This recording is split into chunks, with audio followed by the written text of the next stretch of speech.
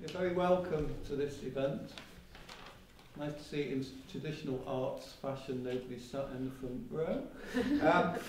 I'm Stephen Hadley, Chief Executive of Audience of Northern Ireland. You're very welcome to this event this morning. I'm just going to do a quick bit of housekeeping and then introduce Kieran McCauley from the Lyric Theatre. I'm just going to say a few words of welcome. This event is intended to be challenging and giving something your undivided attention for an hour can seem challenging in today's world, but I would encourage you to do so if at all possible. I think what Diane is going to say to us today deserves your full attention, as does the future of this sector. It's traditional at these events to invite a funder to say a few words, which we're not going to do. Though we will, as always, say thank you very much to the Arts Council for funding us. It's very much appreciated. But in the spirit of the event, I wanted to invite a cultural leader to say a few words. And I tweeted about cultural leadership to our minister not very long ago and ended up in a very heated debate with third parties around what on earth did I mean by cultural leadership and whose culture was it anyway and who gave you the right to think you had a chance to lead anything and blah, blah, blah, blah.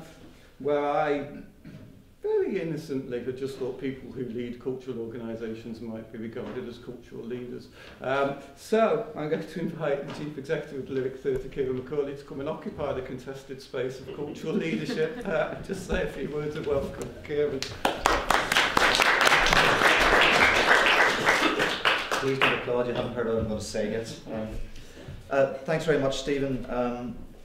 Yeah, cultural leaders, we couldn't find one, so I'm in the position today. As Stephen said, I'm Kieran McCauley, I'm the Chief Executive of the Lyric Theatre. Just before Christmas last year, I had the great fortunate opportunity to go to Boston as part of the Boston College programme funded by the US State Department to learn about arts and business and how arts and business operate in the United States. And what I came back with after 10 days of intensive meetings and presentations and seminars and discussions was a sense of the secret to how arts work in the States as being collaboration and organisations working together. We went to places like Boston, we went to Milwaukee, went to Salem, which of course we all know Salem as being the place of witchcraft. And Salem has transformed itself into a cultural venue for people from the greater Boston area to come to, not because of its witchcraft, but because of its cultural offering, museums that they've spent $625 million on, and a wide offering of cultural venues. And what I found from that was that it was because people collaborated and people came together and people thought of at the high level, they thought of the big picture. They didn't worry about where they get ticket sales today. They planned for a future. They planned for a future 25 years down the line. And I think being a member of the Ministerial Arts Advisory Forum with Steve and some of the other organisations in the room, that's what we're trying to do. We're trying to think of the big picture, not worry about today, but plan for the future. And it's a great opportunity to have Diane here today, I think, to bring to us some of her knowledge and experience and advice in terms of how can we look down the line 25 years, what do we need to do to make sure that we are still here in 25 years' time, not just doing what we're doing today, but maybe doing things a lot better than we're doing today. So that's enough for me. I think I'm going to hand back to Stephen to introduce Diane, but I know we're in for some very informed debate and discussion, and I think it'll be a great morning. So thank you. So I'm just going to introduce Diane's currently attending Erasmus University in Rotterdam, where she's researching the impact of economic forces on US non-profit regional theatres since the 80s, and working towards a PhD in cultural economics. 6 years prior to moving to Europe, she worked in the performing arts programme at the Andrew Mellon Foundation, where she had responsibility for theatre, dance and technology-related strategies and grants. And before joining the foundation, served as managing director of On the Boards in Seattle, also worked with the Sundance Film Festival, Seattle Film Festival, WOMAD USA, and had a previous life, I think, as an arts practitioner. So a fantastic resume. Delighted to have Diane here. So without further ado, Diane Webster. Thank you.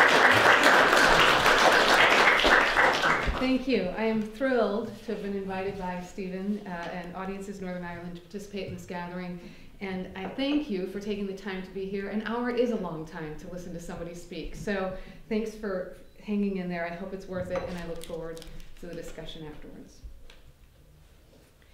Susan Sontag, the late dark lady of American letters, once wrote, "Existence is no more than the precarious attainment of relevance in an intensely mobile flux of past, present, and future." Existence is more than breathing. It's more than functioning. It's matter. The topic of this talk is sustainability in the arts, not in the environmental sense, though that is important, but in the sense of how do the arts continue to exist, to matter. I'm not a sustainability expert. I've been an artist, indeed. I have worked in and led arts organizations. I've been an arts funder, and now I'm an arts blogger and scholar. The last few years, alongside my jobs, first at the Mellon Foundation and now at the university, I've spent a good bit of time writing and giving talks about the role of arts organizations in the 21st century. Though I now live in Europe, admittedly, mine is a US perspective, as I spent the majority of my career, 20 years, working in the US arts and culture sector. I hope that hearing my reflections will prove to be relevant to you and valuable. More importantly, I look forward to hearing your perspectives. Where do we share challenges and opportunities and circumstances, and where do they diverge? The US is an overbuilt sector. Yours may not be yet, and maybe our story is a cautionary tale for you. If I had to boil my writings down to a single idea, I would say that I'm eternally thinking about how the nonprofit arts, and in particular the fine arts, attain, maintain, or regain their intellectual and social relevance in a changing world. Relevance is not unrelated to our topic today, sustainability. So let's talk about sustainability. What do we mean by that? Sustainability comes from the Latin sus tenere, to hold, sus up, to hold up. Hence the title of this talk, Holding Up the Arts. Can we sustain what we've created? Should we? I don't know about you, but when I hear the word sustainable, I start to picture rainforests in Costa Rica, happy cows grazing in grass fields, automobile tires turned into cute little handbags, windmill farms, all really good stuff. Sustainable gets tossed around quite a bit in the nonprofit arts world these days, along with words like ecosystem and ecology. But as my friend John Nell has suggested, these terms seem to have become a bit of a panacea. We're not sure exactly what sustainability of the arts ecosystem means or how to achieve it, but we somehow trust that if we invest in this idea, our future will not be a cultural wasteland. After reading a bit on the topic of sustainability the past 2 years, I've begun to think that we have a rather romantic and therefore inaccurate view of what sustainability of the arts sector entails. This is perhaps unsurprising, given that it is a political concept as much as a scientific one. As I've given talks over the past few years, I've frequently used the following definition. Sustainability is using resources at the rate at which they can be easily replenished. What sorts of resources? We need talented people, motivated to do the artistic, production, and administrative work, critics and audiences to show up and give the work attention, and yes, critically, we often need cash from donors or governments or sponsors to help cover the costs not covered by the box office. Curiously, arts organizations and those that support them often have different, perhaps even contradictory ideas about what is meant by sustainability. When arts organizations use the term sustainable, what they often mean is, how do we cultivate stable, reliable sources of support? How can we get our donors, our funders, our governments, and our corporate sponsors to commit to long-term support? How long before we are no longer clawing our way back to break even at the end of every fiscal year? However, when those that support arts organizations use the term sustainable with arts groups, what they often mean is, how long before you are no longer reliant upon me to help you pay for this? The arts need to be more self-sustaining or self-reliant is a common refrain, particularly in Europe these days, where there are increasing calls for arts organizations to become less reliant on the government and move towards the American model. God help them. And in the US, one of the phrases that crops up over and over again on project funding applications, which is increasingly what is available, project support, not general operating support, is please discuss how this program will be sustained once the grant period ends. The implication, we'll get you started, but you will need to find somebody else to keep this program going. These days, even board members in the US and individual donors are often more enthused to help get programs and buildings off the ground and less enthused to help sustain them. Of course, we understand why. Governments, funders, and donors want to believe that programs that are worthy will eventually find a way to run without significant subsidies. They have limited resources. They are seeking to ensure that they're not burdened with organizations that are dependent upon them for survival. They want to feel as though they can stop funding organizations and expect the growth or capacity that was developed with their support and often at their encouragement to be sustained somehow. And of course, in recessions, when wealthy patrons and governments often have less money to give to the arts and citizens have less money to spend on tickets, the arts find it quite difficult to secure the necessary resources at the rate required to keep their operations going. We've had more than a few bankruptcies and reorganizations in the US arts and culture sector the past few years, and the same is true of previous recessions. However, we haven't had as many as one might have predicted. Curiously, there are organizations that manage to stay alive despite failing to achieve their goals years on end. A topic we'll talk a little bit about later. Anyway, the key takeaway from my working definition of sustainable, arts organizations are not self-sustaining. You require the investment of time, attention, and resources from others. Don't spend more than you can reliably capture. So I thought mine was an adequate definition of sustainable, but several months ago I was thumbing through a copy of Jane Jacobs' book, The Nature of Economies, and found her definition. The book, if you don't know it, is written in the form of a Platonic dialogue, and Jacobs' premise is that we should look to the processes of nature for models of economic planning. I came across the following description of the term sustainable in her book. Sustainable commonly applies to the practice of drawing on renewable resources at a rate no speedier or greedier than the rate at which the resources can renew themselves. The practice implies environmental morality. So, Jane Jacobs adds a speed bump of sorts in this conversation. Those words, speedier, greedier, and morality, ring in the ear after the sentence is ended. The implication is that even if we're able, because of economic, social, or political power, let's say, to influence the environment and manipulate the system to our advantage and draw significant resources to our individual organizations, we have a moral obligation to look out for the system as a whole and not simply our own welfare. When I first read this definition, the first phrase to pop into my mind was winner take all. While the term has been around for a while, it was popularized by Robert Frank in his 1995 book, Winner Take All Society, in which he discusses the contemporary trend toward wealth concentration. Frank argues that more and more of society is moving toward a state in which a small number of winners take much, while the rest are left with little. The Occupy movement has been a response to this trend. A couple years ago, as part of my research on the American theater, I pulled some figures from the National Center for Charitable Statistics on performing arts disciplines in the US. These are 2009 figures, but the ratios are constant pretty much year after year.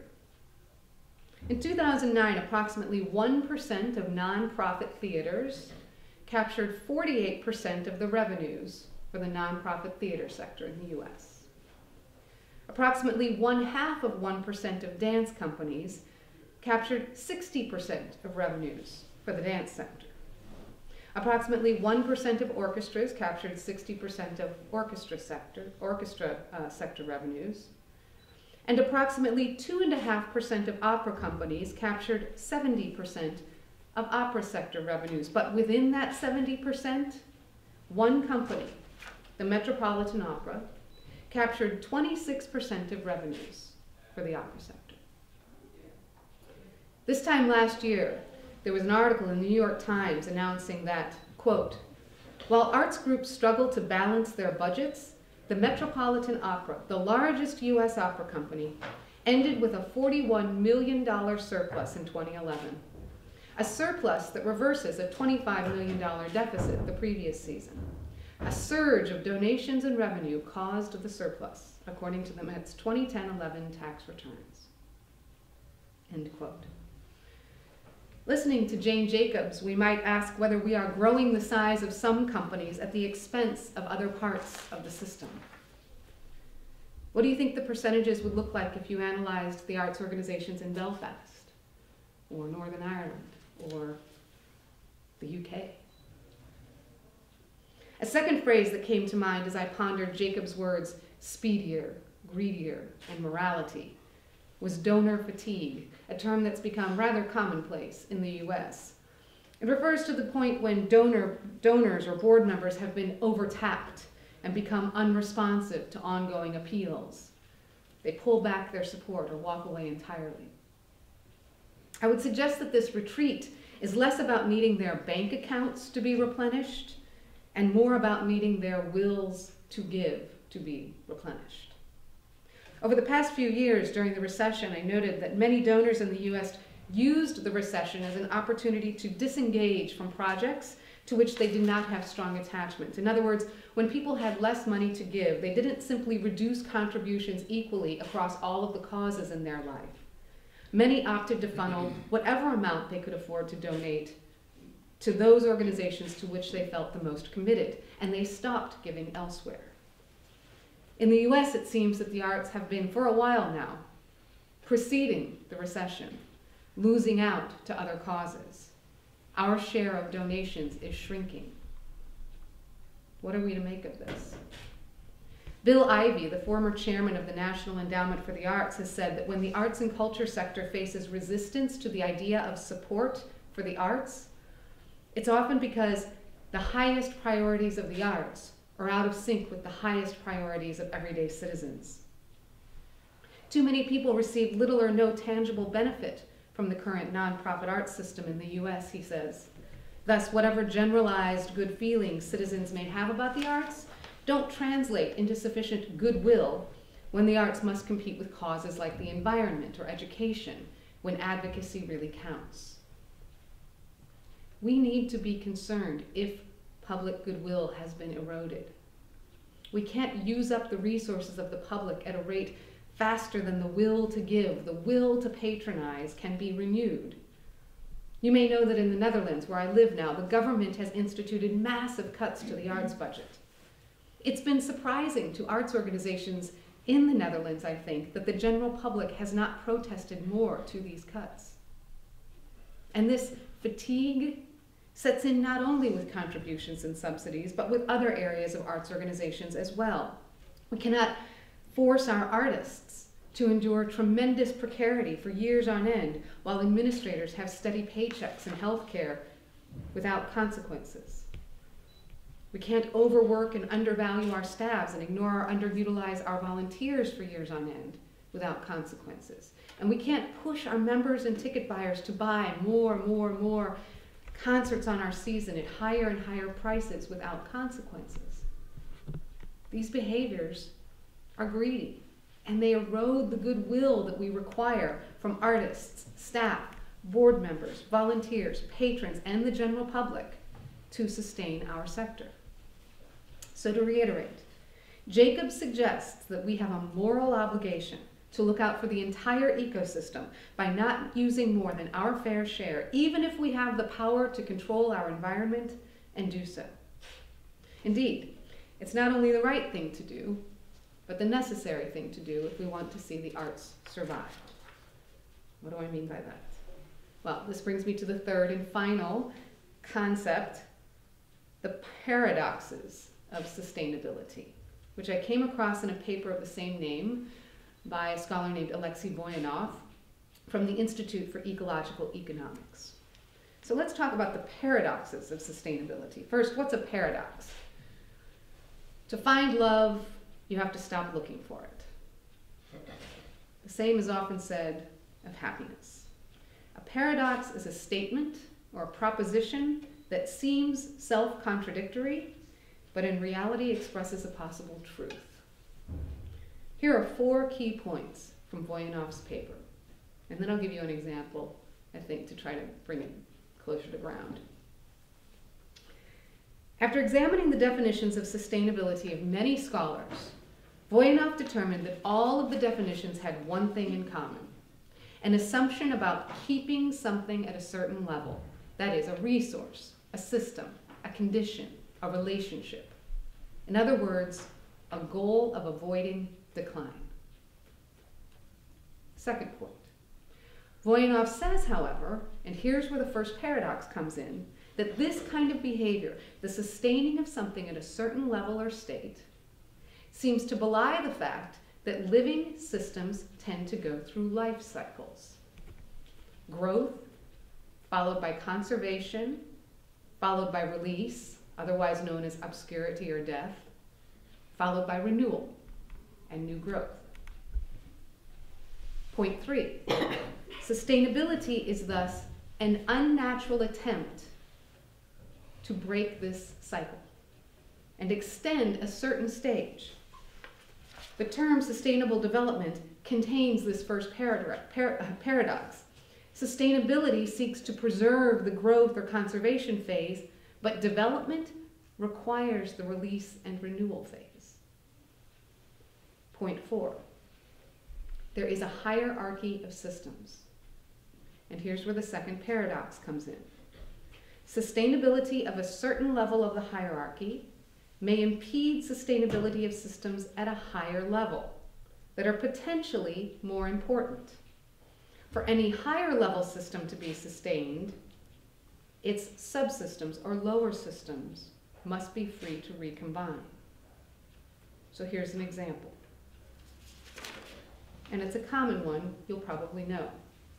Low intensity forest fires naturally occur and burn down portions of the forest ecosystem.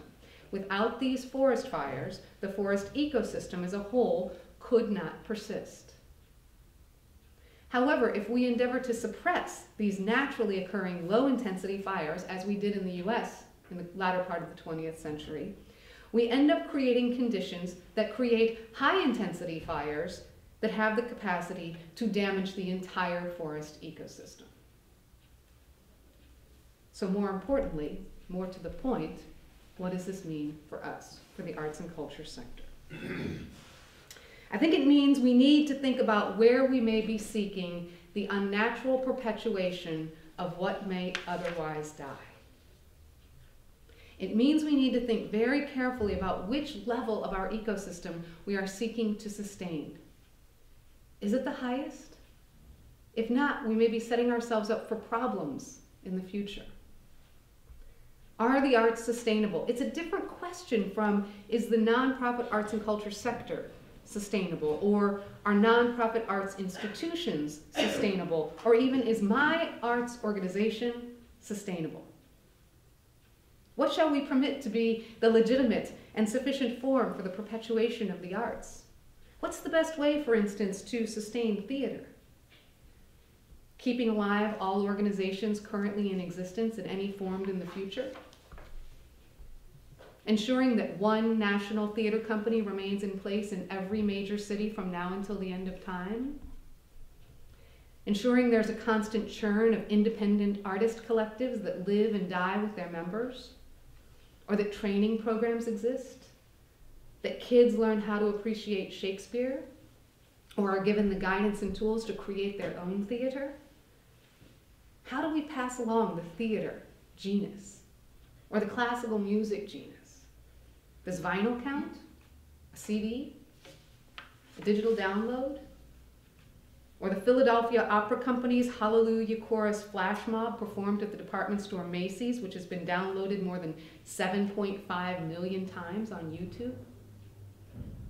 What about a die-hard opera lover who has an extensive collection of recordings, listens to opera broadcasts day and night on the radio, sings it in the shower every morning? If he passes on his love of opera to his children, is that sufficient?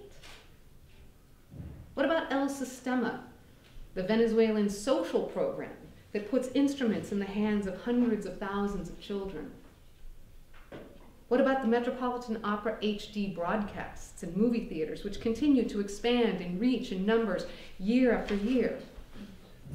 What if we sustained the Metropolitan Opera broadcasts and expanded the reach of opera through them, but lost many professional regional opera companies because they were no longer able to compete with the Met broadcasts? Would that be an example of sustainable development, do you think? Creative destruction? Killing off the old in order to make room for something new and better? Or just plain old destruction? Cultural loss? Cannibalism? The extinction of one form of opera at the hands of another? When we say we need to try to find a way to make things more sustainable, what are we talking about? Sustaining individual organizations? Sustaining the capacity for artistic risk-taking? Sustaining a pool of talented artists? Sustaining broad and deep engagement with the arts, whatever that might mean today? The what is really important. One thing that troubles me is that there seems to be an assumption embedded in the logics of foundations, government agencies, boards, donors, service organizations, and even cultural leaders of the arts sector that the higher system we are trying to sustain and grow is the infrastructure of existing arts institutions, starting with the oldest and largest, and perhaps working our way down from there. But what if the higher system is the existence, the relevance, the matteringness of the arts, as demonstrated by their ongoing practice and enjoyment by people in society? Or what if the higher system is the connection of people to each other through the arts? The implication would be that everything else, professional organizations, amateurs, training programs, recording and publishing industries, critics, etc., everything else would be part of the subsystem, and thus must not be prevented from going through the stages of renewal.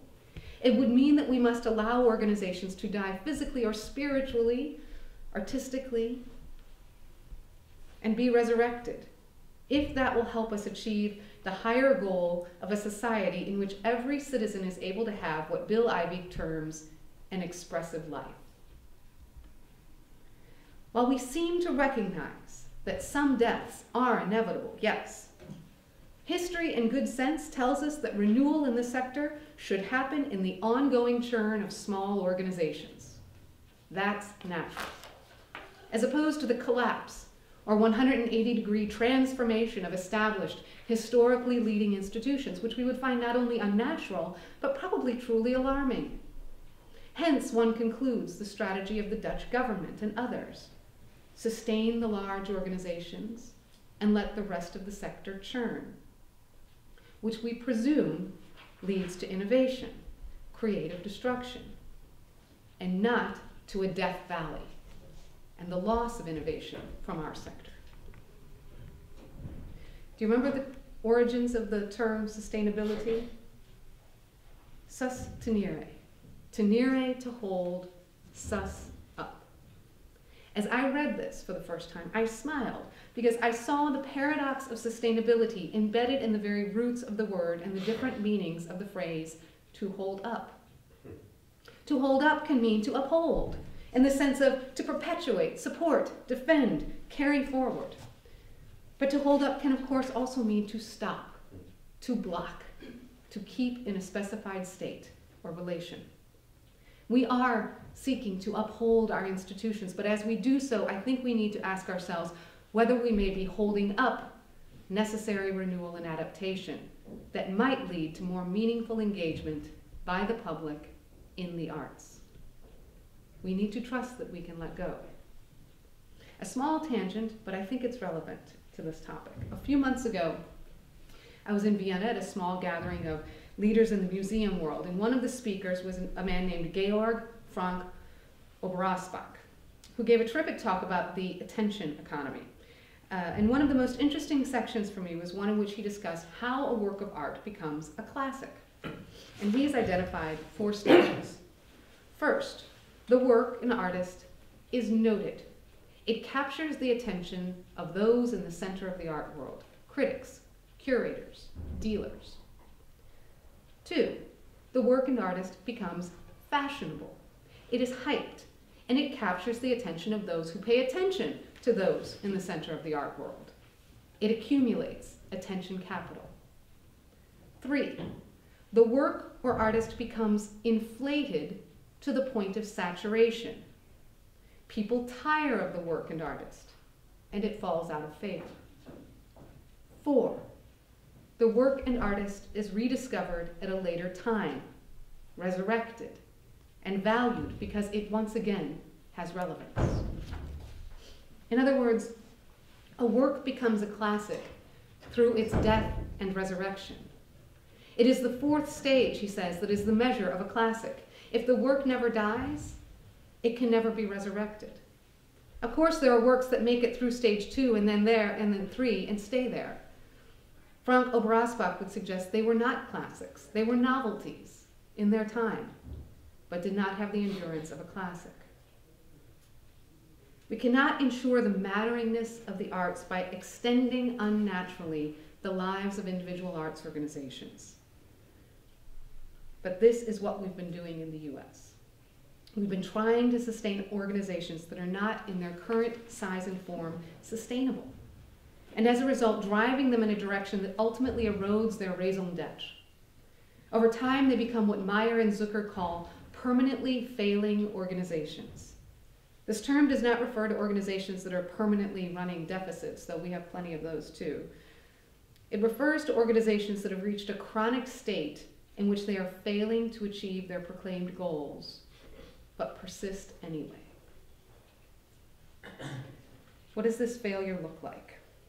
What compromises are made when arts organizations and those that love them attempt to sustain that which is not sustainable? It seems to me they evolve in one of 3 directions. Briefly. First, in an effort to stay alive, many arts groups have begun to shift towards short-term, often market-driven metrics of success: box office success, growth of the budget, economic impact, and away from longer-term and more meaningful cultural and social goals. I would characterize this response as, if you can't beat them, join them. The commercial turn, which is what I would characterize this as, is a problem. We are a sector that arguably exists to support the lifelong development of artists and people's long-term, lifetime even, relationship to the arts. We're supposed to be talking back to the market, including our board members, who may prefer to speak in business terms. We need to be in the world, but we don't need to be of it. There's nothing wrong with selling lots of tickets. Reaching lots of people can be brilliant, but it's not a sufficient indicator of our impact and success. It's not a substitute for our critical developmental role. It takes time for artists to mature, time to create great works of art, and time for the value of the arts to society to be realized. Again, as leaders, if we lose sight of our progress toward these longer term and more meaningful goals, we will eventually erode our raison d'etre. So here is another paradox embedded in this discussion of sustainability. The things we do to survive in the short term, conservative programming, for instance, may make us less distinctive and thus worthy of support in the long term. The second shift is towards exclusivity, what I would characterize as a tactical retreat into the arms of the upper middle class. We fail to use our nonprofit form and direct or indirect subsidies to serve the general public and instead serve the interests of the few that fund us. As an example, the Occupy movement has generated enormous discussion over the degree to which arts organizations in the US are dependent upon and therefore cater to the financial elite at the expense of others. Indeed, several months ago, one faction of the Occupy movement wrote a letter calling for the end of the Whitney Biennial, saying that it objected to the Whitney in its current form because it, quote, upholds a system that benefits collectors, trustees, and corporations at the expense of art workers. The letter stated, quote, we come to you at a time when corporations, which place profit over people, self-interest over justice, and oppression over equality, run our governments. Art institutions have come to mirror that ethos, end quote. Regardless of whether you agree with this particular letter or effort, it is hard to deny the growing financial, artistic, and psychic gap between the nonprofit fine arts world in the US and the rest of the US. And we've been trying to bridge this gap with duct tape, also known as friends with money, for at least 30 years. A while back, I was asked to write a post for a debate hosted by artsjournal.com called Lead or Follow. The question, do artists and arts organizations need to lead more or learn to follow their communities more? My thesis, you can't lead if no one is paying attention to you. If fine arts organizations have any hope of leading in the future, they will need to rip off the duct tape and respond to this psychic gap. Just because the arts in the US and many other parts of the world have been an elitist form of entertainment for as long as any of us can remember, is no longer an excuse for that to continue to be our story in the future. It's time for leaders to change the narrative. The third shift. The third shift is toward mediocrity. What another smart friend, Brian Newman, calls nonprofit arts zombies. Denial, head in the sand, and hoping no one will notice that you had your best artistic days 20 years ago. We tend to think of a sustainable state for the arts and culture sector as being one in which existing arts organizations have achieved equilibrium and can crank along in perpetuity. This is wrong-headed. Even if we could achieve a state in which all existing organizations could secure adequate resources to keep running year after year, the lack of creative destruction in the sector would eventually lead to its stultification. It already has in the US. In his chapter in a book called 20 Under 40, Newman writes, unfortunately, it's not a stretch to say the nonprofit arts sector looks like a field of zombies, undead, potentially harmful shells of their former selves, haunting the landscape, unable to live or die. Quite simply, funders, board members, and leaders in the arts need to take a hard look at reality and make some painful decisions. Even those organizations that are healthy enough to survive will need to consider downsizing their costs and refocusing their energies, as the dwindling support for the cultural sector is likely a permanent shift away from robust public foundation and individual financing of the arts, end quote. Unfortunately, current leaders, by and large, did not make these tough decisions. Instead, they hunkered down. They waited out the storm. They slashed programs, and they still persist. Too many in a walking dead state. Future leaders will need to be prepared to make these painful decisions. Will you do whatever it takes to keep your organizations alive? Sell out to the market? Sell out to the wealthy? Or simply retreat from your mission and hope that no one notices? In other words, is your function to sustain an arts organization? Is that your purpose? Or is it something that transcends that goal? In outlining these shifts, I am suggesting that we may have spent the past few decades trying to sustain arts organizations at the expense of their social and intellectual relevance. We have increased the number and size of organizations and the amount of programming but a look at the NEA's periodic reports on arts participation rates suggests that we are having less and less impact over time. Shall we continue on this path or try something different? Sustaining existing infrastructure will not ensure the future relevance of the arts. Am I suggesting you should all be preparing to close your doors? Not at all. However, I am asking you to consider the following questions. If governance largely means board members and leaders looking out for the future of their own institutions, then who is looking out for the interests of the community at large? Who is able to recognize when we may be trying to sustain one arts institution at the expense of another or many others? Or trying to sustain an arts sector at the expense of amenities or social services? Or trying to sustain opera companies, orchestras, theaters, and dance companies at the expense of sustaining artists, creativity, culture, and broad and deep engagement with the arts? We must all take responsibility for asking these questions and answering them. In conclusion, a final paradox. Still a couple more minutes, so kind of a long conclusion. In his book, Man's Search for Meaning, Viktor Frankl asserts that the path to self-actualization is self-transcendence. He says one cannot aim for self-actualization any more than one can aim for happiness or success. Indeed, aiming for them may make them all the more elusive. Rather, they are side effects, not goals to be pursued directly. Likewise, I would suggest that relevance or meaningful existence is not a goal that arts institutions can pursue directly. Rather, it is a side effect of transcending the need to be appreciated, preserved, and sustained in perpetuity, and focusing instead on serving society through the arts today. Please know, I understand the impulse to preserve our institutions. You are guardians of a social and artistic mission. But I urge you not to conflate being the guardians of a social purpose with being the guardians of an institution and your status and place within it. I'm encouraging you to transcend your organizations and think bigger.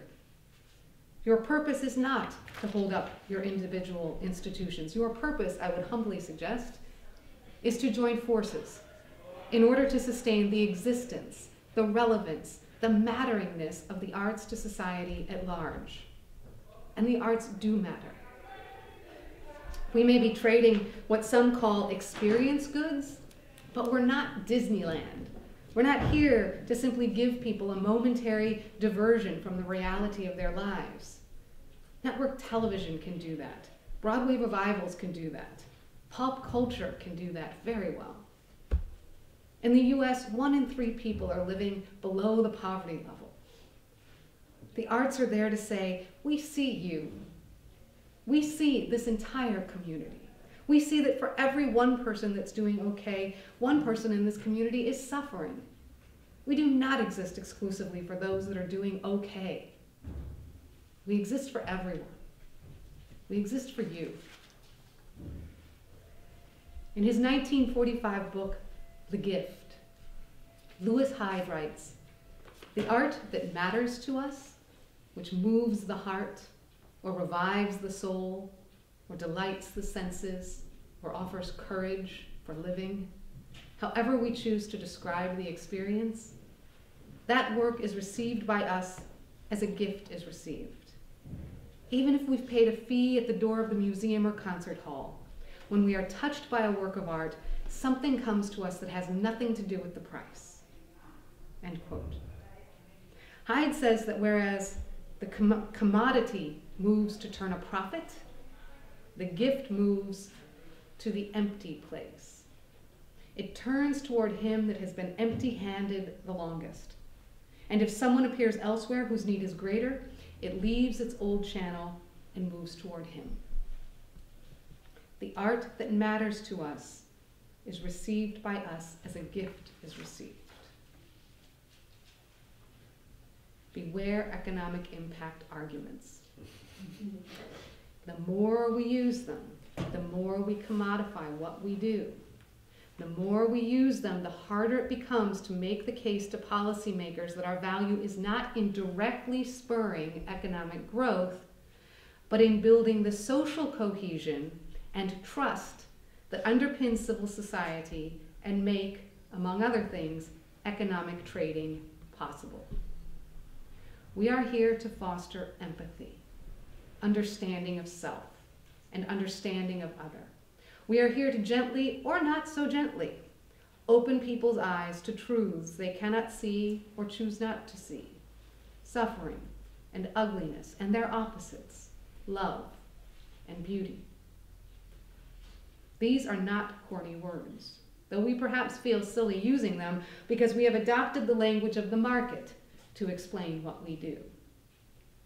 These words represent why you are here. They give you purpose, particularly in these economic times. Embrace them. Existence is no more than the precarious attainment of relevance in an intensely mobile flux of past, present, and future. Existence is more than breathing. It's more than functioning. It's mattering. Go forth and continue to matter to the world. Thank you for your kind attention. A lot of questions of my own. I'm going to throw it open to the floor just in case anybody's got a burning question that they want to kick us off with. Just ask you to identify yourself. Yes, David Grant from the Queen's University, the School of Creative Arts. I just want to thank you first of all for a really inspirational talk. I think it's brought into focus a lot of blurry unease that I've had for some time. And it prompts two specific thoughts. I sort of want to point the finger more specifically at some of the culprits of what you're describing, the danger you're describing. One, I think, is in the nature of governance, and I speak from the Northern Ireland perspective. I mean, in my lifetime, I've seen, you asked about Belfast, I've seen us move from really having one theatre that produced to having a much more diverse theatre infrastructure. But as an educator, I'm obviously concerned for the next generation of theatre artists. And what I see is them coming out of university and other training environments and coming up against a wall of a fixed infrastructure at all its levels. And where I point, the sort of thing I'd like you to think about and address for me is the extent to which the requirement of funders to have voluntary boards is part of the problem. It ties into something you said towards the end of your talk, preserving I'm trying to remember the phrase,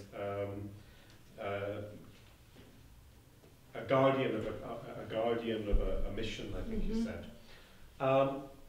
What I see again and again is that the creative impulse that leads to the creation, for instance, of a small theatre company, that creative impulse dies with the departure of those people who gave creative life to the organisation. Right. And boards, rather than saying, well, that's it then, our job is to wind it up and leave space for the next lot, kind of feel some misplaced responsibility, in my view, to keep that mission going.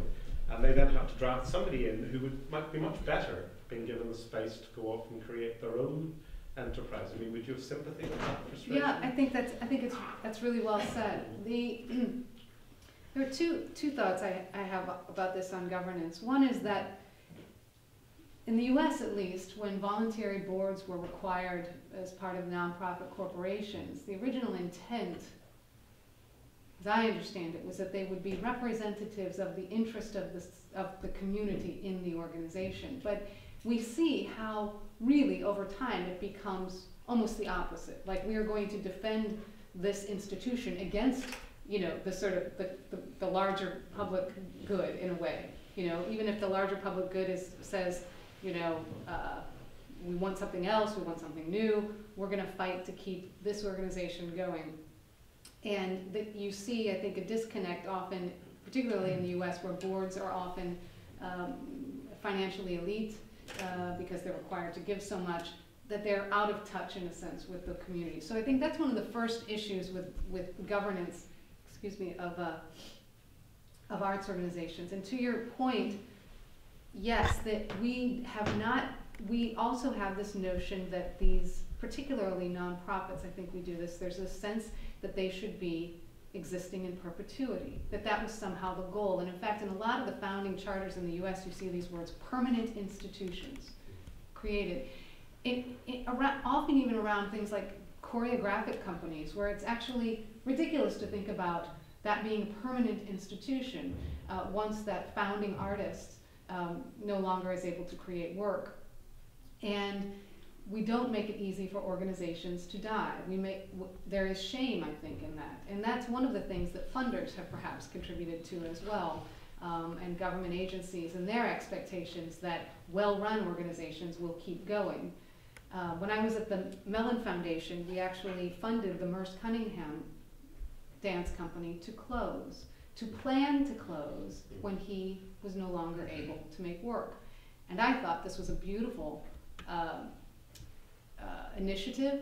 I really respected the deep thinking that the organization went through. They put a tremendous amount of effort into archiving and digitizing and filming so that there would in fact be a body of work that people could access that way. There continue to be training programs in that, but the company itself would not be forced to continue to try to carry his legacy on in that form. Why? Because Merce Cunningham himself had seen so many dance companies before him that struggled to raise the money year after year, because it becomes harder as that sort of initial impulse goes away. The organization has a harder and harder time really getting people enthused. That grant was really controversial. People were angry that the company planned to close, which says to you, I think, how deep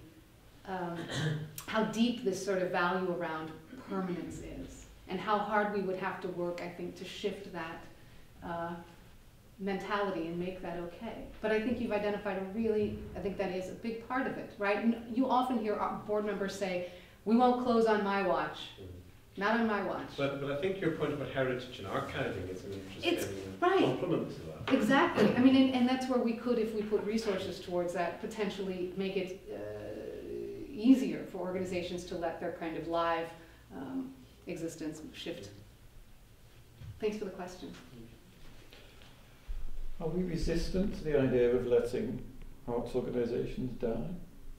I think violently so. I mean, they're and I mean, let's face it. I mean, there are many things that sort of play into this. On the one hand, there are, as you even mentioned, every day in the US, tens of thousands of people graduating from training programs who want to make work. That impulse, I do not see that impulse weakening at all. I mean, despite the precarity of going into the arts, if anything, you see people wanting to fight harder to sort of create. There is a huge impulse to create. And I think that impulse can be quite powerful, and even in the face of enormous financial, sort of distress, or in the face of not very many people appreciating what you do, you still actually might want to make work. I mean, so we're sort of fighting against an intrinsic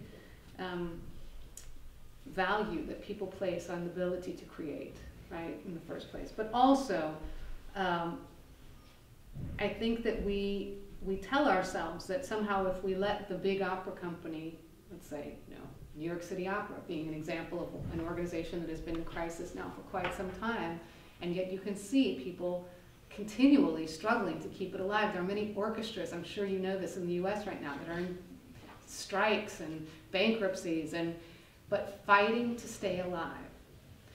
Because there is a sense that if we were to change the form, if we actually woke up and said, maybe the era of the 52-week orchestra being paid $80,000 or $100,000 or more a year, maybe that era is over.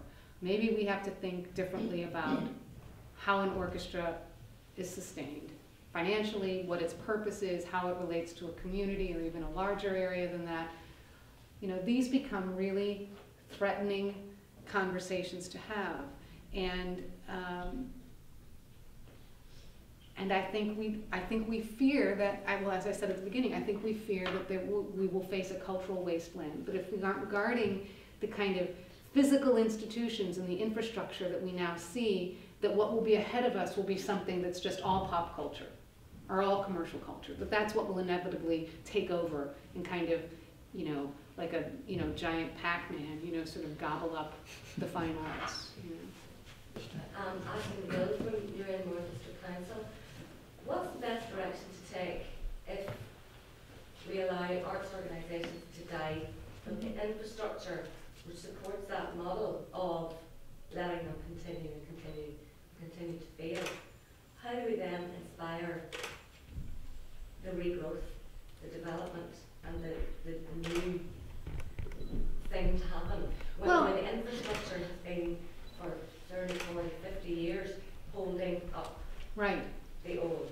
Well, I think, I mean, okay, so partly I think there are issues like, you know, why is it that when you graduate from a training program these days, your first thought is not, well, I think I will go try to work inside an existing institution, but rather often, I think I must create my own thing. In part, it's because the existing infrastructure does not, we actually aren't very good at creative destruction in the sense that Schumpeter, if you don't know, is an economist who, you know, based on his reading of Karl Marx, and he was really talking about economic systems, but the term has over time been used more and more in relation to industry.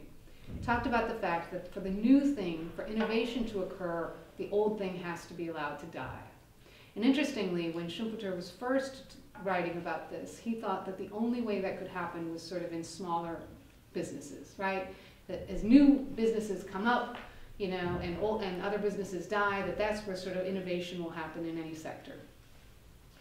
And then he also began to see these monopolies like Bell, AT&T in the US, which had Bell Labs, which was a sort of research farm, or Park, which was associated with, I think, Xerox, or IBM.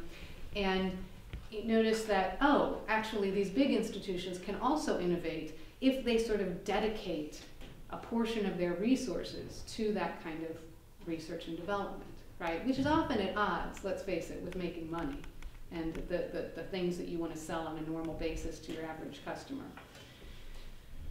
And so we don't do that very well sometimes in the arts in the US. We tend to not bring in this sort of new voices and new talent and allow the way they want to make work and the audiences that they want to reach with that work to reshape and reform and renew our organizations from the inside. Hence the reason they need to go form their own organizations and go try to reach different people. Because we're beholden to these subscribers that we've already had for 20 years, and they don't want to see these young voices, we think, and we really need those subscribers. And there are a lot of reasons that sort of feed into this. So I don't think the goal is necessarily to go blow up a bunch of institutions, but I think it's about thinking how, from within these institutions, we are really allowing the impulses that come from young, talented artists with new perspectives on what art is, who makes it, how it's made, what it's for, and younger generations of people interested in engaging, how they sort of are working towards connecting with one another and allowing that to reshape our institutions. Okay, so that's part one. But then to your point about the infrastructure, I think one of the, you know, these we tend to create these dichotomies between professional and amateur and high art and low art, or popular art. And I think that those are also areas that are where we are perhaps too rigid in a sense, or it's unuseful to think of ourselves as being separate in that way. All of these parts are completely dependent upon one another, right? You know, the commercial sector needs the nonprofit sector for much of its research and development. The professional sector really depends on the amateur sector. And to the degree that we kind of are constantly focusing on infrastructure that is aimed at kind of keeping those things all separate, I think that's problematic. I'm not encouraging nonprofits to become more commercial. I think that blurring is sometimes troubling. Nor am I encouraging that, you know, professional organizations should just cede way and let amateurs do all of the performing or anything like that. But I think that the dialogue and discussion and learning that could happen if these parts were more in dialogue, and if we better understood their interdependencies I think we would be healthier. And right now, as I see it in the US, the infrastructure is not about understanding or supporting these interdependencies. It's really about trying to keep things separate from each other or distinctive.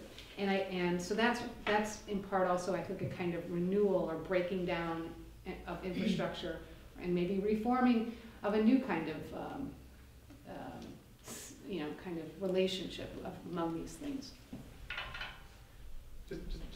Yeah. It's interesting in Ashling's perspective as local authority, because I wonder if the Dutch example has anything to teach us, because they tend to have a sort of a built infrastructure which is decentralised and separate from the producers of the art, if I remember correctly. And you know that perhaps gives, it's the building based quality of a lot of institutions that tie them down. Yeah, absolutely. I think that is, I do think you're right. The Dutch, we'll see what happens now with the cuts. You know, one of the things the Dutch have cut are all 23 production houses, which is where most of the emerging artists developed their work.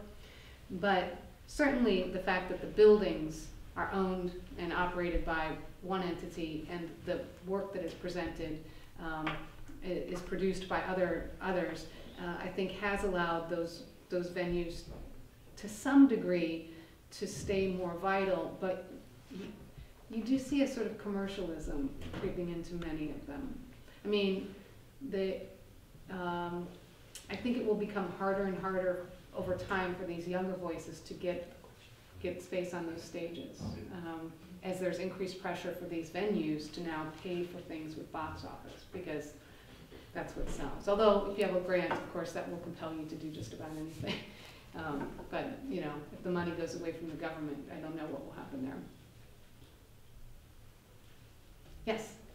Nick Livingston for the Arts Council. Good morning. Yeah. I wanted to bring you back to what I thought was a point that I heard running throughout what you were saying, which is in a sense beware of the danger of institutional fabric. And I raise that point because there's a phenomenon in applied psychology that is described, I think, as status quo bias, which is an irrational fear of change. And often, in fact, it is reflected in the belief that change represents loss, that somehow in trading we've deprived ourselves of access to some opportunity. Now, I raise that point because I think that that's a natural phenomenon within the human state and is probably a drag on innovation generally. But I wonder how much that applies within the fabric of the institution that is the arts, as opposed to the individuals who occupy the institution. Well, you know, what's interesting to me about these institutions of the arts, and again, this is a US perspective, please tell me if it's different here, is how little they are about the art. I mean, increasingly in the US, who has full-time paycheck are arts administrators. Artists are all working on a sort of very short-term ad hoc contract with the arts institution. The arts institution is, budget-wise, I would say the smallest proportion goes towards actually the making of the art often. Much larger proportion is for the existing administrative infrastructure that supports that. And there's also, I mean, related to institutionalism, there's a theory called principal agent theory, right, which has to do with the fact that, you know, and they first came about when in studies of firms and industries, when they realized that when owners were no longer managing their companies, but really hired separate managers to do that, that you would end up with a problem, because of course what owners want is profits, right? What managers often want is to keep their jobs. And so they will do whatever it takes to keep this thing going on some level and keep their jobs.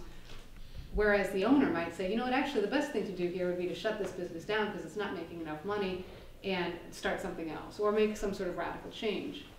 So I think partly what we have, I have to be honest, with this sort of desire to keep these institutions going, I mean, I think it has a lot to do with existing administrative infrastructure that wants to stay in place. Managers that want to keep their jobs. I think that we have to acknowledge that this is part of what becomes very powerful, right? That's where there's a lot of power. There's actually another theory that says that, or sort of a hypothesis of a scholar who's observed that in arts organizations, that because the business managers and the marketing directors and the development directors are closer to the donors and the government agencies and others, the sources of money, and to the box office, they become increasingly powerful because of their proximity to the money. And the art and those related to it become decreasingly so. And so I think that one thing I'm suspicious of in particular around the institutionalism that's happened in the US is that so much of it has been about administrative growth. I mean, for all the talk, for a long time we defended the need for art support in the US on a theory by a guy named Baumel called the cost disease, which says that the arts, it costs as much today to produce a Shakespeare play. You still need all the actors as you did 400 years ago, or a symphony orchestra, and so you can't. There are no cost savings. Technology is not going to help you save money. It's basically the way this goes. And so in our minds we tell ourselves that it is the increasing cost of art that's somehow unavoidable, that requires all of this money to come in. But actually what I've seen in the US and others have observed is that it's really the administrative growth that has caused these organizations to become, their asset intensity ratios to get very high, to where, just to keep the doors open costs an awful lot of money. And so, with no art even yet on stage. So I think that's something, if I had to say, could we all get together, a big, I think across countries, I think this is a problem that probably some people have solved in different ways and we could put our brains together. I think we have to look at the administrative infrastructure around the arts and how they're produced and distributed and created and developed, and whether we still have our right thinking around that. Anyway, I don't know if that answers your question exactly, but that's, when I talk about institutionalism, and I am critical of it, it's primarily that I'm concerned with. Can we at the back? Hi, I'm Anne McReynolds. I'm Chief Executive of the MAC, which is a new venue that just opened about 11 months ago. Congratulations. Thank you. I'd like to echo everything that everyone else has said, and that I find your speech absolutely inspirational. Thank you. I really hope we're going to be able to have copies. Yeah, of course. I'll email it to Stephen tomorrow. These are exactly the issues and thoughts that I'm sharing with my trustees and directors and colleagues as we begin a process which may in 50 years' time end with the MAC becoming, an inert, sterile institution.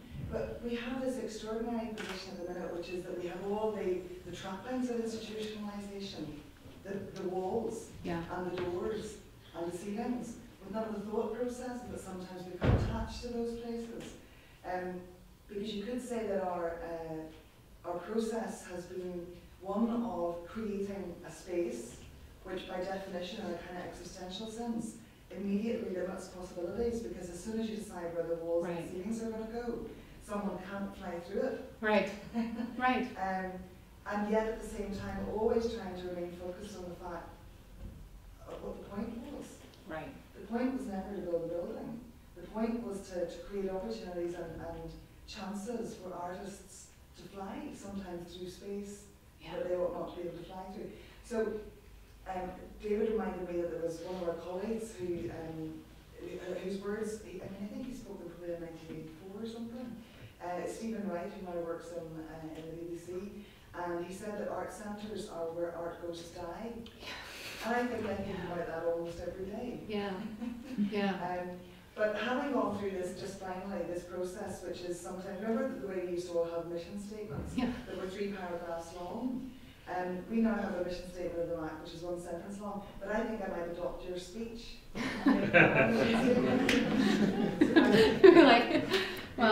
Thank you for your kind words, but you bring up an excellent point, and if you don't know this book and writer, I highly recommend it. Clay Shirky has written a couple of books. The first one is called Here Comes Everybody, and the second is called Cognitive Surplus.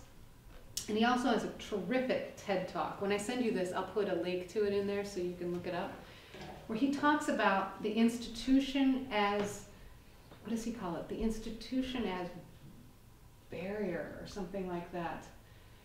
And he basically, one of his key premises is that we have to understand that with the internet now, it used to be that if you wanted to get anything done, you needed an organization. right? You needed a firm, because that was the organizing principle, the firm. It's how we bring the market in time. You know, we can create suppliers and buyers, and you know, manage timing, get everybody to work together at once.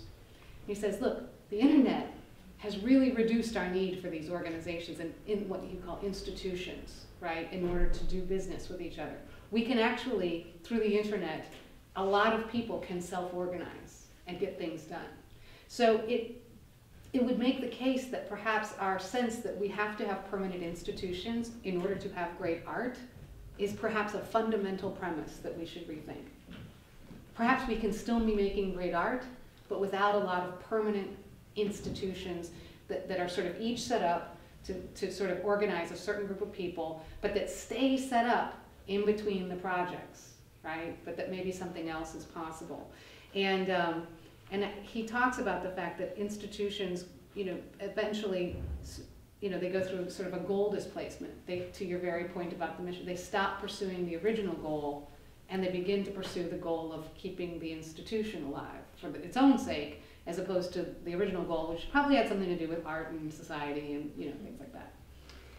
And sort of the sort of signs that you have to look out for around that and what to do about it. I really recommend, he's at NYU, used to be an artist, and became a tech guy and scholar, and I like his books a lot. But thank you for your comments, and good luck. Does anybody want to stand up for arts administrators? I was an arts administrator. I mean, I have a lot of sympathy for that. I think the issue of accountability, sorry. No, please. I didn't, you're calling, Did you so. have a question? I just wanted to... Here and then there. Yeah, sorry, Chris Hammer from Audiences Northern Ireland. I just wanted to take you back to the analogy you made with looking to the environment. Mm-hmm. What struck me about that was that there are situations often because of commercialization, because of profit, where we have impacted on the environment, and therefore you have all of the environmental lobby looking to save particular animals. Right. To take that to its kind of the analogy then to an additional level, are there situations in which intervention is justified? Yes. And what are the criteria? I'm so glad you asked this. I'm so glad you asked this. You know, one of the other sort of movements that I've studied a bit here and there is the slow food movement, right? Do you know this? I mean, is it pretty common, or is it kind of like, yeah, everybody knows this? Okay. So when I first heard about slow food, I actually thought slow food just meant, because I was living in New York at the time, these really expensive restaurants where you went and it took like 6 hours to eat, and you know, you had this really delicious, you know, meal, and I really thought that was what this was about. And then I started realizing, like, oh no, it's also about the farmers markets, and it's also about these other, well, really fundamentally, which, you know, the slow food movement was set up initially to fight against the fast food industry, right? I mean, it was when McDonald's started moving into Rome, I think, that initially somebody went, wait, like the world's turned upside down and we have to fix it. And so their fundamental principles, I mean, they're interested in making sure that these small local farmers, for instance, you know, the one guy that grows that one kind of peach that like you can't get anywhere else in the world, that farmer can stay alive. That the diversity that is inherent in the kind of food, you know, system naturally, if you take care of it, can stay in place. So they're fighting for biodiversity.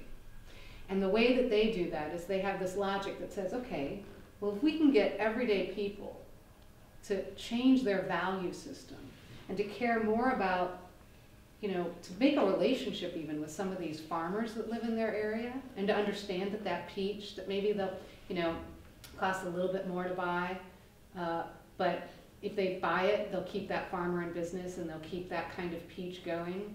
And if they understand that they support their local community and it's better for the local environment if they buy that peach rather than the peach that would be trucked over from across, you know, flown into the country and then trucked across the country, that if enough people do that and consider themselves to be part of this movement, that we will actually succeed in doing many things. We'll succeed in keeping that farmer alive. We'll succeed in keeping those peaches, that diversity in the system. will hopefully succeed in changing people's eating habits a little bit. Maybe they give taste education as a huge part of what they do. So you don't have to be ashamed, actually, if you don't know what arugula is or anything Swiss chard or the difference between them. Like, you can just show up, there'll be these like little tastings, like, hey, here are like 9 different honeys from different honey farmers in your area. Here are these vegetables. Like, taste this, what's this like? Here, we're gonna show you how to cook this. So a big part of it is we can actually get people to appreciate great food. We're not gonna make them feel stupid for not knowing about great food in the first place. We're gonna actually introduce them to the farmer, so pretty soon it's like, you know, I've met you, I've shaken your hand, I'm gonna buy your chicken, I'm not gonna buy Tyson's chicken. You know, and they change the values of people in the interest of keeping the biodiversity. Now, what's interesting is, what we don't do in the arts is actually try to keep the diversity in the system and connect people to individual diverse artists. I mean, we actually are more like the Tyson, you know, agribusiness, or the McDonald's in a way, in a sense. We become very big box in the way that we go about creating and producing and distributing the work.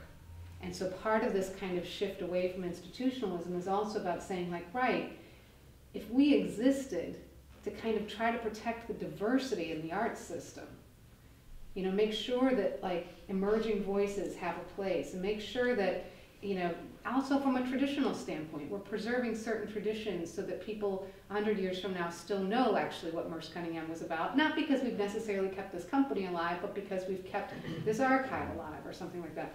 But that the diversity in the system is very important, and that is something to be looked at. But I would say we've been moving towards homogeneity and not heterogeneity in the art system. And so that's a different kind of keeping alive. It's a keeping alive of diversity as opposed to a keeping alive of a particular thing that we've decided, a state, let's say, that we've decided is comfortable for us that we want to keep going. That's a great question. Thank you for asking me. Did I kind of answer it enough? Was it a bad answer? I think my question from that then is, who defines diversity? Yeah, well, yeah. I don't have an answer for that, but that's a good question. It's a good question. Yeah, no, I was just trying to grapple with this governance issue, and I was going to stand up for arts administrators. Yeah, okay. Yeah. Go for it. Because clearly, you know, the model that you talk about in the States, I have to say, you know, an American who uses Venezuela as an example has obviously been in Holland too long. but you know, the American model is so much on private money. Yeah. And I would actually rather have a board of people who are putting their own money into something than the kind of voluntary boards that dominate the arts, certainly in the UK and Ireland, where people are composed, you know, typically of the great and the good. They have a different kind of relationship with the money. I think they are guardians of trustees of public money, and again, the reason why very conservative because of it. I think so, because administrators, because of the fragmentation of the funding base, administrators spend increasing amounts of time on increasingly extensive reporting structures to funding. I mean, I think that there's a need to get to grips with some of those things if we're to try and rebalance the purposes of, but I certainly think an emphasis on trusteeship rather than directorship in boards of arts organisations is a way to go. Yeah, I think that's fair. Sometimes people will ask me the very direct question, like, who should decide if an arts organisation will die? And I think this is where trustees, if they're doing their job right, actually should know when that's time.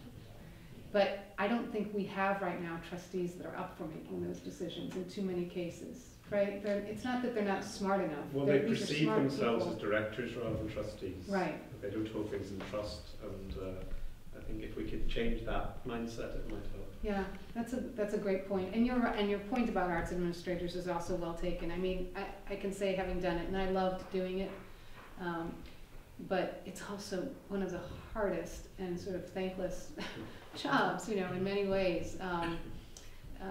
And so I actually have very, very high regard for people who spend their lives working to try to keep these institutions going. Yes, I was going to mildly admonish Stephen as well for that cheeky comment about arts administration, because we don't make the rules, but we have to play by them. And I have to say, I haven't noticed any relaxation in the ordinances that are being handed down in terms of how we manage and administer public funds Right.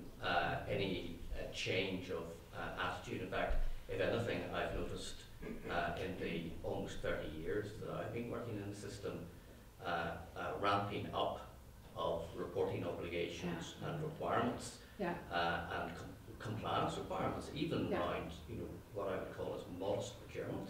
Yeah. No, it's the same in the US. In fact, we now have, because individual donors, I mean, and to be, clear, that comes with its own problems, which this is not about that today, but it is its own sort of problematic thing when you become quite reliant on, it's generally not a broad base of individual support, it's generally like 10 really wealthy people. But we even have arts organizations in the US now that I think are just giving up on applying for grants, because it's like, you know what, the amount of time we spend writing applications, turning in reports, the hoops we have to jump through, the requirements we have to fulfill to get $10,000, let's say, is enormous. And we can raise $10,000 by taking, you know, a wealthy person out to dinner a couple of times, you know? I mean, in a weird way, you know, you sort of do create this system where that kind of money, it's onerous. And to some degree, I think also, I don't know if this is the case here as well, in the US it's all about funding strategy, right? So funders come up with their own sort of idea of what the world should look like and then sort of try to aim everything at that, right? We've got a strategy, we're going to fund organizations to do this, the world's going to look like that in 5 years or 10 years when we're done with our strategy. But of course, the more that funders or government agencies have in mind the end goal that they're working towards and see organizations as instruments towards that, the less individual organizations can themselves be strategic and think, okay, what's the best path for us? What choices do we need to make today? Because of course somebody's handed you $1 and said, okay, you can have this $1, but you have to spend this $1 on this and this and this. And maybe the most strategic thing for you to do at that point in time would be to spend it elsewhere, right? So we have very little what I would call sort of free money anymore, general operating support. And I don't know if that's the same here, but in the US, it's really hard to just get that kind of money, except from individual donors. My name is Niall McCahan. I manage the Playhouse Arts Centre up in Derry, which is the UK City of Culture, but in London anyway. Just have to stick that in. Well done. One thing I was going to ask you is the measure, you know, when people look at sustainability, they look at the measures of success, and how do you measure success in the arts organisation or an arts project? And at the moment, I mean, for many years people have been looking at toolkit and be able to do that, and one of the things more recently people have been looking towards the kind of bucks in, you know, for every £1 spent you get £5 back. And it certainly is, like when we start talking about that, people often think that's a dirty word, talking about finance, they should be focusing on artistic quality. But it's very hard often to be able to measure what is success in an arts-based project. There's a number of people through the doors, and that's not necessarily the case if you're doing contemporary dance or drama. We don't necessarily get big numbers. And it's trying to look to see how do you measure success and how do you kind of move on from that to be able to, I suppose, make an organisation more sustainable in the long run, because often patrons or funders are looking for those measures, and particularly in government organisations too, and often in I suppose the business sector, they're actually looking at the pounds brought in, you know, which isn't really the full picture, as you said earlier in your statement. That's right. I mean, you point to actually a really I just about a month ago, maybe it's not 2 months ago, I just wrote a blog post on this, because a friend of mine had written a post saying, talking about individual playwrights and how they define the success, their own personal success, like how a playwright defines success. And in the US, it's really anymore like, you know, you kind of have to trade up and play at these successively larger theaters, have your plays produced at successively larger theaters, and then eventually, you know, if you're lucky, you'll get one produced on Broadway. And then, of course, you're going to go to Hollywood, because that's the ultimate sort of determinant of a playwright's success. And she was like, it's just gotten really tired. It's like, you know, we got to have this preordained path that says this is what success looks like, and we don't think about it any other way. And should we be thinking about it a different way? And I wrote in response, like, yeah, I think actually same is true of arts organizations, right? We line up, we got the box office reports, we got how much money we got the economic impact, et cetera, et cetera. We add all this up, must be successful, you know? Those numbers are all sort of reading okay. But I think deep down we know that all those numbers can look okay, and you can still actually not be having this thing that I'm talking about, this kind of intellectual and social relevance, this meaningful engagement with people, right? Where actually you matter in the place that you're in. What you're doing in that place is influencing and affecting that place. But what's the problem? The problem is we could all decide today that that's now how we're going to measure success. But if government agencies and any other big funders that are important in our livelihood don't see that metric as valid, it doesn't matter, right? Because we exist within a system in which the definition of success is determined by other people, often funders. So I think this is one of those, and board members actually, our board members can actually see the success differently than we do. So I think this is one of those areas where we have to have conversation and we have to talk about it. But I don't know the answer to, like I can't hand you a Likert scale or a survey or something that could give you the answer to this new way of identifying success. But what I do know, intuitively, and also anecdotally based on the kinds of research that I know are happening, is that it is now more possible than it has ever been to kind of try to capture this sense of, how are people engaged in a thing. I mean, when you look at what we can do with how we can examine Twitter feeds, what's happening in social media, the way that we now are able to use anthropologists, ethnologists, social scientists to go and talk to people on the street and understand things about a community and what's going on. I mean, we have used really sort of, in a way, crass metrics to understand the arts, given the diverse array of metrics we could use. So maybe this is actually another one of those areas where, I mean, we tend to all go off in these individual pockets and try things, and it might be good, at some point to have a big convening of sorts to bring people together to talk about the sort of the metrics used in the arts, and what are different countries using, and how can we kind of think in a more evolved way about this, because it all has to move, to your point, together. It doesn't, because the legitimacy has to be afforded to these metrics if they're going to matter, right? The government or somebody has to accept them. In a way. On that note. Measures of success. Yeah. That's easy. All right. The call to arms for the future arts administrators and managers in the room. That's right. Okay. Thank you very much, everybody. I'm sure you may not have agreed with everything that's been said, or you may not have wanted to hear everything that's been said, but I think it's important that it's said. Thank you, Diane. Thank you. We will be posting the video of Diane's talk online, including the text of the whole speech as well, to make that available to you.